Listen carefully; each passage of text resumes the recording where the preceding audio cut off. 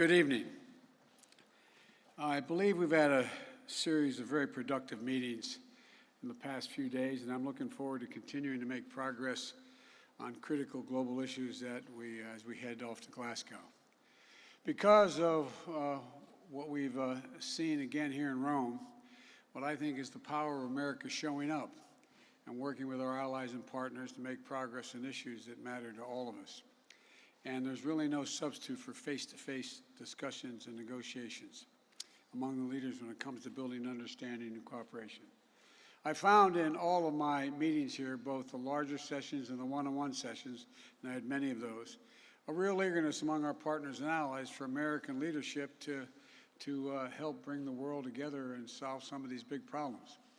I found my one-on-one engagements with so many of the leaders and the importance of strong personal relationships never ceases to amaze me when you're looking at someone straight in the eye when you're trying to get something done.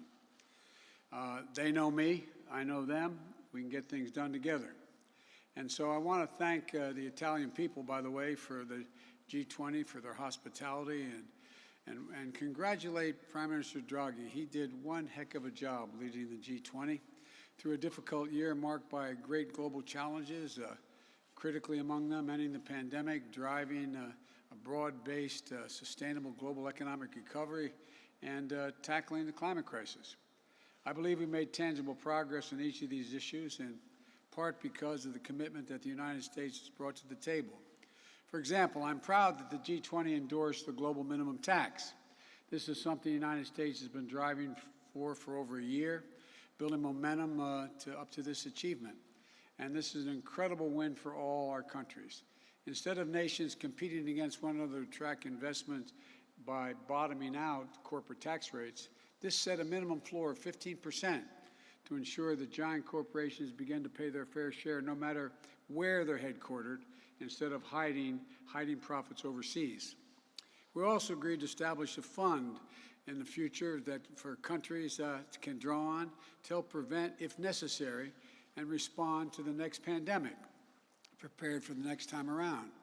Yesterday, together with Prime Minister Johnson and Merkel and Macron, President Macron, we came together to reiterate our shared belief that diplomacy is the best way to prevent Iran from gaining a nuclear weapon, and we discussed how best to encourage Iran to resume serious good faith negotiations. And I also want to note that even as I've been here in Rome, as you might guess, and some of you, I suspect, doing the same thing, American reporters, been focused on the vital issues that affect American workers and families at home. I just finished meeting with a broad coalition of partners on how to address the immediate supply chain backlogs and that the world's been dealing with and facing, and we're facing back at home, and how to make sure we have access to all the products we need, from shoes to furniture to electronics to automobiles, to make sure that we talk about how better to secure ourselves against these future shocks, whether pandemic, climate change, or other disasters. And the Build Back Better framework, which is, God willing, going to be voted on as early as sometime this coming week, that I announced on Thursday, includes, for the first time ever, several billion dollars to help strengthen the supply chains to make sure we have access to everything we need. And it's going to give workers and folks making all these products just a little bit of breathing room. The Build Back Better will also going to make it easier for them to afford everything from child care while they are at work for their kids, 2 years of free high-quality preschool. And finally, today I was proud to announce, together with our close EU partners, another critical win for both American workers and the climate agenda. The United States and the European Union have agreed to negotiate the world's first trade agreement based on how much carbon is in a product, as we negotiated the steel and aluminum tariffs that were in place. We made agreement, and I might add, strong support of the U.S. steelworkers back home, and I want to thank them. I want to thank Tom Conway, who I spoke to today, President of the United Steelworkers, for his partnership in arriving at this deal. The deal will immediately remove a point of significant tension with our friends in the European Union, and it rejects the false idea that we cannot grow an economy and support American workers while tackling climate crisis at the same time. We're talking about a lot a lot during the G20, the COP26, but we also know tackling climate crisis has been a all-hands-on-deck effort. American workers are a critical part of the solution. And now I'm happy to take some questions, and I'm told I should start with AP Zeke Miller. Zeke, you have a question? Didn't recognize you with the mask on. I apologize. Thank you, Mr. President. Here in Rome, you've tried to showcase that America is back, but back at home, your poll numbers have fallen. Your party's nominee for governor in Virginia is facing a very tougher than expected race. Your party spent months trying to negotiate the centerpiece of your domestic legislative agenda. So we're 1 year now since your election. And you have done a lot in your year in office to try to turn the page on the last administration, but we've seen how presidents can turn the page very quickly from one to the other. So why should the world, believe that when you say America's back, that really it's here to stay? Because the way they reacted, you were here. They listened, everyone sought me out. They wanted to know what our views were, and we helped lead what happened here. It's just very simple. You know, if you're honest, no, you are honest, that doesn't mean to imply you weren't, but that we got significant support here, significant support. The United States of America is the most critical part of this entire agenda, and we did it. And by the way, look, the polls are going to go up and down and up and down. They were high early, then they got medium, then went back up, and now they're low. Well, look, this is, look at every other president. The same thing has happened, but that's not why I ran. I didn't run to determine how well I'm going to do in the polls. I ran to make sure that I followed through on what I said I would do as President of the United States. And I said that I would make sure that we were in a position where we dealt with climate change, where we moved in a direction that was significantly improved the prospects of American workers being to have good jobs and good pay. And further, that I would make sure that we dealt with the crisis that was caused by COVID. We've done all of those. We continue to do them, and we'll see what happens. But I'm not running because of the polls. Next question was from Jeff Mason, for Jeff Mason of Reuters. Thank you, Mr. President. A question on climate and energy. Can the world and others be confident that you will be able to follow or make good on the promises on climate change that you have made when you're at Glasgow without a vote having taken place on your bill? And on the same topic, climate, some NGOs are already saying that the G20 commitments today were underwhelming. How do you respond to their criticism that the G20 response is not a good sign for COP26? I'll answer both questions. Number one, I believe we will pass my Build Back Better plan, and I believe we will pass the infrastructure bill. Combined, they have $900 billion in climate resistance and dealing with climate and resilience, and it's the largest investment in the history of the world that's ever occurred, and it's going to pass, in my view. But we'll see. We'll see. You know, you've all believed it wouldn't happen from the very beginning to the moment I announced it, and you always seem amazed when it's alive again. Well, you may turn out to be right. Maybe it won't work, but I believe we'll see by the end of next week at home that it's passed. With regard to and by the way, the infrastructure bill delivers an awful lot of things in terms of everything from tax credits for electric vehicles to making sure we are able to invest literally billions of dollars in everything from highways, roads, bridges, public transit, airports, et cetera. But we'll see. And with regard to the disappointment relates to the fact that Russia and including not only Russia but China basically didn't show up in terms of any commitments to deal with climate change. And there's a reason why people should be disappointed in that. I found it disappointing myself. But what we did do, we passed a number of things here to end the subsidization of coal. We made commitments here from across the board, all of us, in terms of what we're going to bring to the G26. And I think, you know, as that old trite saying goes, the proof of the pudding will be in the eating. I think you're going to see we've made significant progress, and more has to be done. But it's going to require us to continue to focus on what China's not doing, what Russia's not doing, and what Saudi Arabia's not doing. One follow-up on energy, sir. You also met with energy consumers about supply. What steps are you considering taking if OPEC Plus does not raise supply? And do you see any irony in pushing them to increase oil production at the same time that you're going to COP26 to urge people to lower emissions? Well, on the surface, it seems like an irony, but the truth of the matter is, you've all known, everyone knows, that the idea we're going to be able to move to renewable energy overnight and not have, from this moment on, not use oil or not use gas or not use hydrogen is just not rational. Certain things we can wipe out and we don't have to do. We should be moving immediately to get rid of, as they've adopted here, my proposal to end methane, to deal with a whole range of things. But it does on the surface seem inconsistent. But it's not at all inconsistent in that no one has anticipated that this year we'd be in a position, or even next year, that we're not going to use any more oil or gas, that we're not going to be engaged in any fossil fuels. We're going to stop subsidizing those fossil fuels. We're going to make significant changes.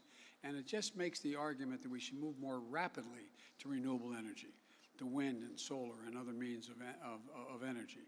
But the idea that we're going to end and somehow, but it does on the surface, I admit to you. We're going to COP to deal with renewable energy, and I'm saying, why are you guys cutting off oil and raising the price just to make it look harder for us? But it's a legitimate question. I think, though, that if anybody thinks about it, no one ever thought that tomorrow, for example, it's going to take us between now and 2030 to have half the vehicles in America electric vehicles. So the idea we're not going to need gasoline for automobiles is just not realistic. But we will get to the point that by 2050 we have zero emissions. Jim Tankersley, New York Times. Thank you so much. I'd like to actually start by following up on Jeff's question and then ask you about supply chains as a follow-up to that. But on the question of oil prices, economists say that, you know, when you raise the price of something, people will consume less of it. So why not allow even middle-class people around the world to pay more for gasoline in the hope that they would consume fewer fossil fuels and emit less? Well, because they have to get to their work. They have to get in an automobile, turn on the key, get their kids to school. The school buses have to run. That's the reason why. You know that, Jim. That's the reason. The idea that there's an alternative to walk away from being able to get in your automobile is just not realistic. It's not going to happen. And it wasn't intended to happen. And by the way, when the cost of a gallon of gasoline gets to above $3.35 a gallon, it has profound impact on working class families just to get back and forth to work.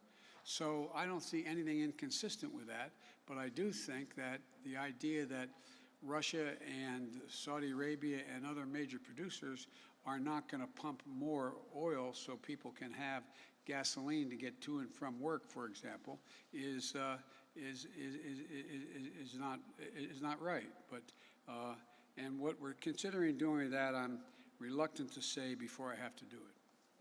On supply chain, sir, one of the obviously big problems in the United States for supply chains is not having enough workers, not enough people to drive trucks to unload at ports, for example, and a lot of other parts in the supply chain. Workers have not returned to the labor force in America as fast as your administration thought they would. Why do you think that is? Why aren't because they're able to negotiate for higher wages and they move from one job to another. That's one of the reasons why. A lot of people don't want to continue to do the job they did before, making $7, $8, $9 an hour. An awful lot of the truck drivers are not unionized truck drivers. They're working like hell and not getting paid a whole lot. And so what you're seeing here is a combination of the desire of people to be able to change professions, to be able to do more and take care of their families, and at the same time dealing with an issue that, in fact, we are short of workers. But worker pay has actually gone up, and we've employed 6 million people just since I got elected. So employment's up. The economy is actually, in spite of all this, still growing. You have the significant number of, I forget the number, I think it was close to 60 major economists acknowledging that what's going to happen is you're going to see continued economic growth under our proposals. You had a total of 14, I think it was 14, Nobel laureate economist in economics, saying this is going to, what I'm proposing, to reduce the inflation, et cetera. So there's a lot going on. Look, we really are, I know you're tired of hearing me say this, we really are at one of the inflection points in history. So much is changing. So many pieces on the table are moving.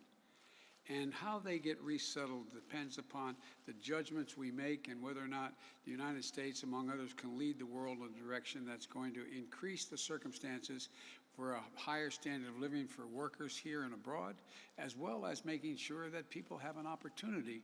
As I said again, I used the phrase, just have a little breathing room. I meant what I said when I ran. My desire was to build this economy from the bottom up and the middle out, not from the top down. And that's what's in process of happening.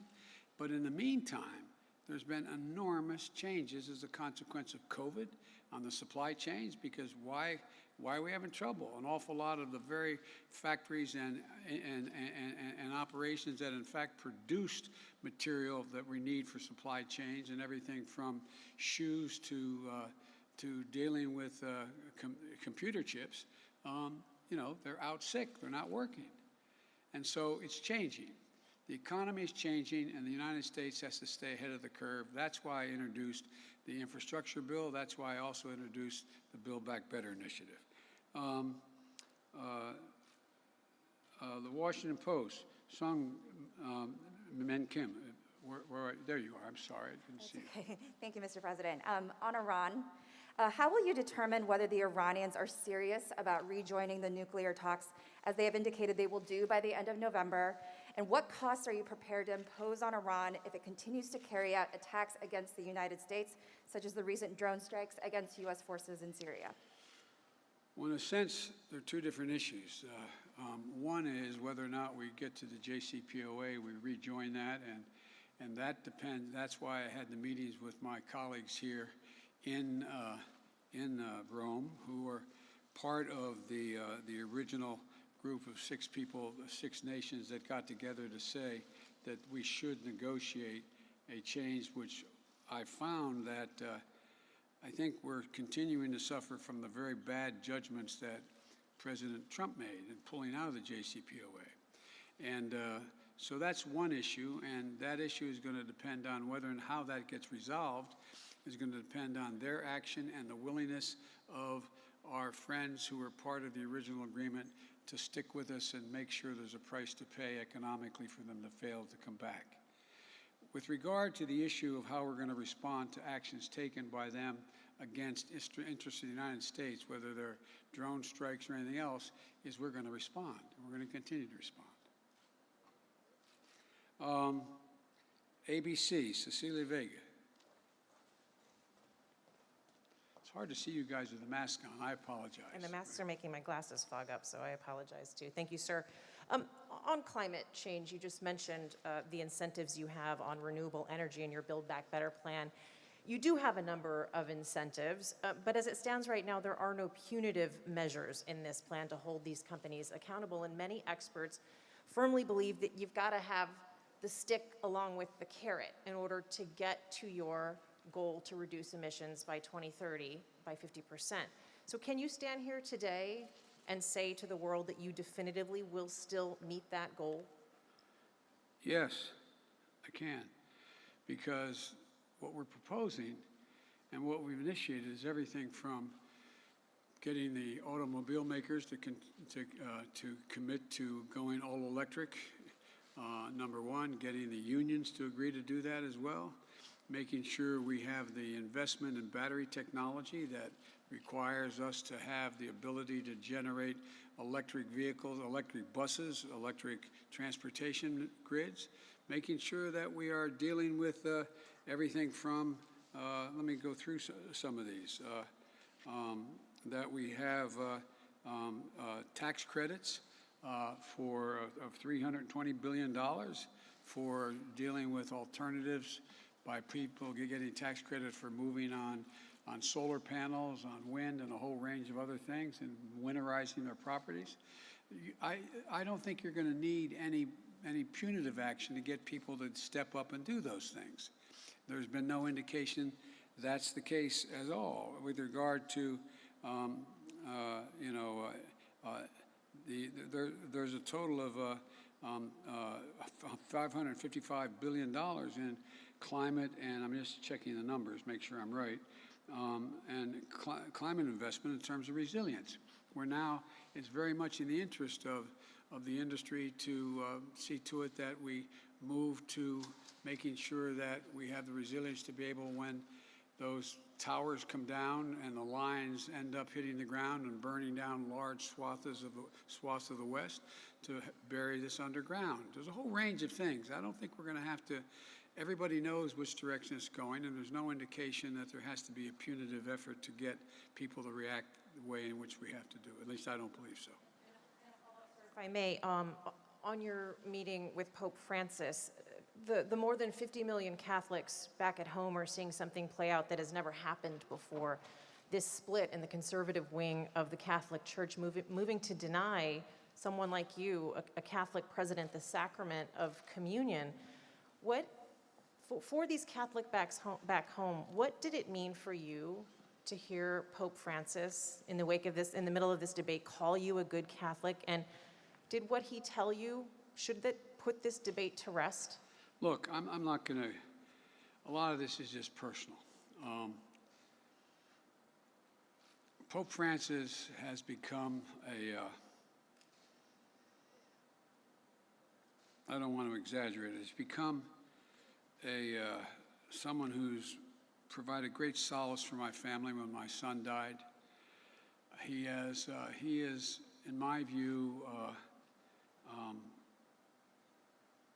there's always been this debate in the Catholic Church, going back to Pope John the 23rd, that talk about how we reach out and embrace people with differences. If you notice what the Pope said when it was asked, when he first got elected Pope, he was traveling with the press, and they said, "What's your position on homosexuality?" I said, "Who am I to judge?" This is a man who is of great empathy. He's a man who understands that part of his Christianity is to reach out and to forgive. So I just find my relationship with him one that I personally take great solace in. He is a really, truly, genuine, decent man. And I'll end by saying that, you know, there were an awful lot of people who, and many of you, I'm not putting you in this position, I apologize, but many of you who are even in the press who went out of your way to express your empathy and sympathy when I lost the real part of my soul, when I lost my beau, my son. And my family will never forget, my extended family, because when it was only a matter of days since my son had passed away. And Pope Francis came to the United States to visit with not only President Obama, but with the Catholic Church here. And I was asked if I would accompany him to Philadelphia, to the seminary, and anyway. And I did, but it was, the wounds were still raw of the loss of my son, and I had my extended family, and you're all tired to see my extended family. They're always around, my grandchildren, my children, my wife, my daughters-in-law. And before he left and got in the plane, the Pope asked whether or not he could meet with my family. And we met in a hangar at the Philadelphia airport. And he came in and he talked to my family for a considerable amount of time, 10, 15 minutes, about my son, Beau. And he didn't just generically talk about him. He knew about him. He knew what he did. He knew who he was. He knew where he went to school. He knew what a man he was. And it had such a cathartic impact on his children and my wife and our family that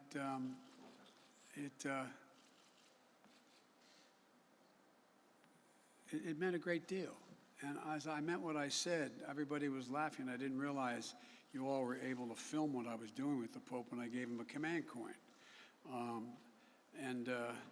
And I meant what I said. This is a man who is someone who is looking to establish peace and decency and honor, not just in the Catholic Church, but just generically. When I won, he called me to tell me how much he appreciated the fact that I would focus on the poor and focus on the needs of people who are in trouble. So I just, again, I don't want to talk more about it because so much of it is personal, but he is everything I learned about Catholicism from the time I was a kid going from grade school through high school. I have great respect for people who have other religious views, but he's just a fine, decent, honorable man,